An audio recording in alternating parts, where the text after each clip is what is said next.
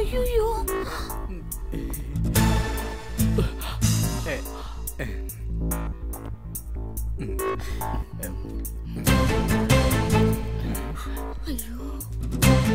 అల్లుడు, ఈ చిన్న మావయ్యని వీళ్ళు కొట్టారు.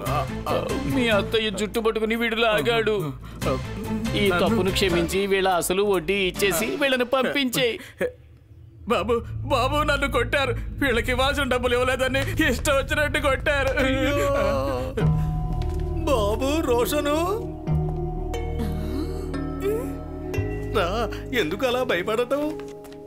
మీ మామయ్యని తీసుకున్న అప్పు తీర్చలేదని కొట్టి బాగా అవమానించారు. నువ్వే నన్ను రక్షించాలి. వీళ్ళకి డబ్బులు ఇచ్చేయి, లేదంటే వీళ్ళు కూడా పూల తొట్టిలో పాసుకు వెళ్తారట.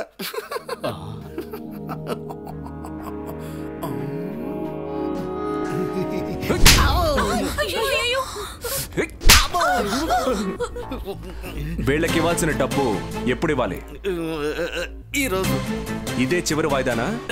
ఇక నుంచి డబ్బు ఇవ్వలేదంటే ఇలా వెంటపడి కొట్టడం అది వద్దు, చంపేసేయండి. ఇక మీ ఇద్దరి సమస్య ఏంటో కొంచెం చెప్తారా?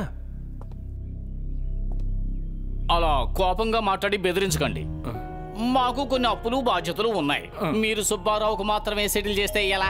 అలాగే మాకు సెటిల్ చేయాలి మరి. అవును, ఎవడో వచ్చి పాస్కెళ్ళి ఆ వేదిక జుట్టు పట్టుకోగానే అంతా సెటిల్ చేశారు. అది ఒక నాటకం కాదని ఎలా చెప్పగలరా మీరు?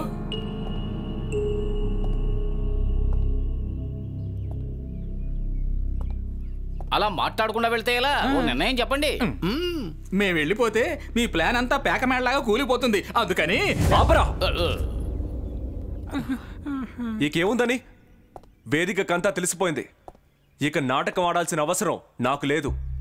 ఉండాలనుకున్న వాళ్ళు మర్యాదగా ఇక్కడ ఉండొచ్చు. అలా కాదు, ఇలాంటి పనులు చేయడమే మాకు అలవాటు అనుకుంటే ఇప్పుడే ఇక్కడి నుంచి వెళ్ళిపోవచ్చు. సరే, పోదాం పదండి.